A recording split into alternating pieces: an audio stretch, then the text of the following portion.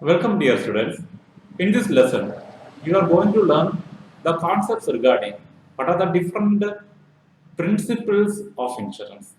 Every time, it is very important to learn the principles of insurance, especially for your higher studies and competitive exams also. So remember, very important area, principles of insurance. So in this, we are going to learn more about what are the different principles to be followed by the insurance company in India and all over the world.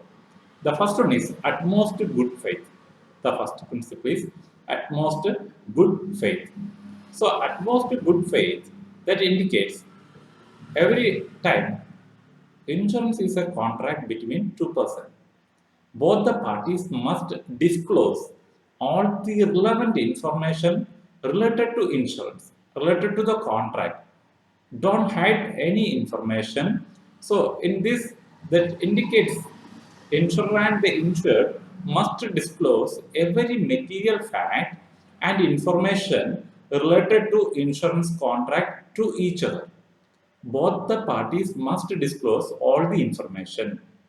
Then only a genuine dealing between the insurer and insured. Both the parties will get benefit when they disclose all the material facts related to the contract. Don't hide any information. So it is very important. Utmost good faith, a good relation, mutual trust, and confidence between the insurer and insured is very essential in insurance. It can be developed only by disclosing all the information. Next one is insurable interest. Insurable interest. It explains the insured must have insurable interest in the subject matter of insurance. That is the value point we have to remember. The insured must have insurable interest in the subject matter of insurance.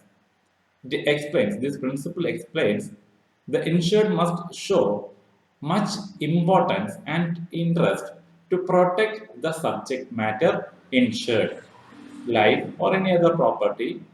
Don't make any damage for the property by knowing for any financial benefit. This principle says that we have to give pecuniary interest in the subject matter of the contract.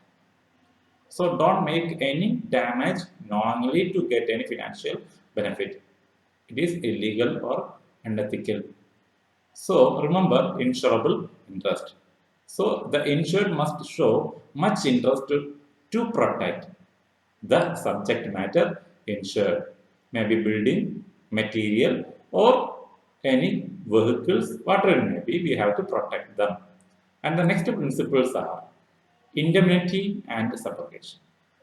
So, what is indemnity? Principle of indemnity applies to all contracts, but except the contract of life insurance.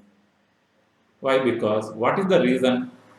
In life insurance, the estimation regarding loss of life cannot be made. We can't give some monetary value for the loss of life of a particular person. So the principle of indemnity is applicable in all other type of insurance policy, whether where we can assess the loss, the value of loss. But it is not applicable in the case of life insurance policy because the loss of life cannot be made. We can't predict or we can't value it. And the next one is subrogation.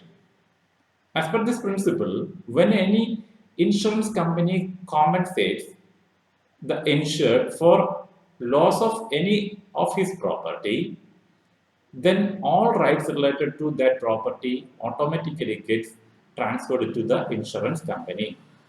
So after paying the loss amount to the insured, the ownership of the damaged property will be automatically transferred to the insurance company.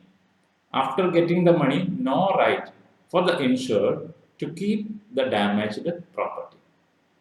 So that is the principle subrogation. The ownership after the payment of loss amount, the compensation amount, ownership of the property will be transferred to insurance company.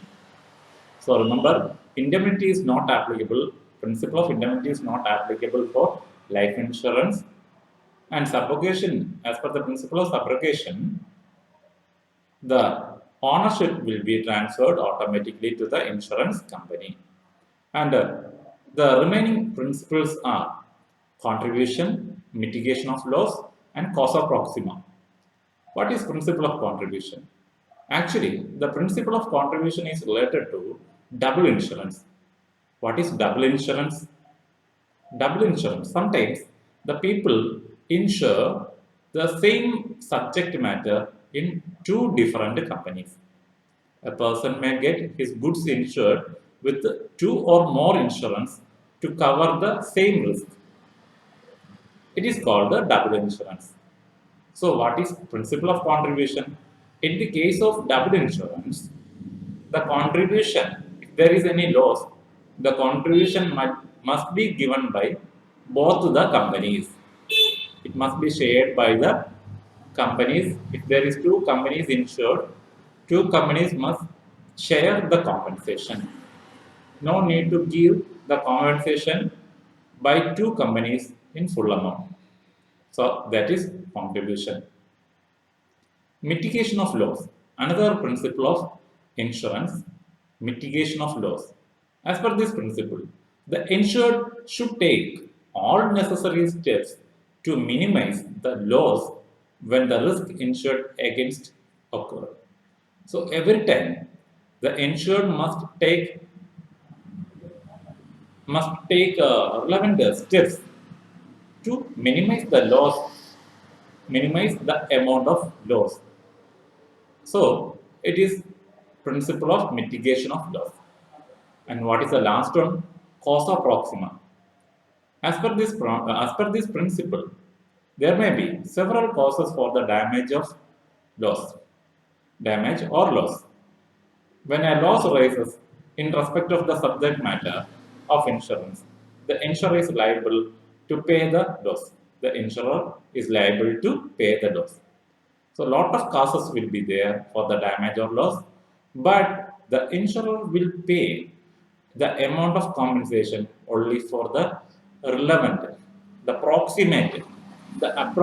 What is the actual reason? The insurer will pay only after assessing the actual and exact reason for the cause of loss. So that is causa proxima. So these are all the principles to be followed by the companies in the running of their business. So every time all these points are very relevant for the board exams also. Please remember all the concepts regarding what are the different principles followed by the insurance companies. So thank you for watching my video. So thank you.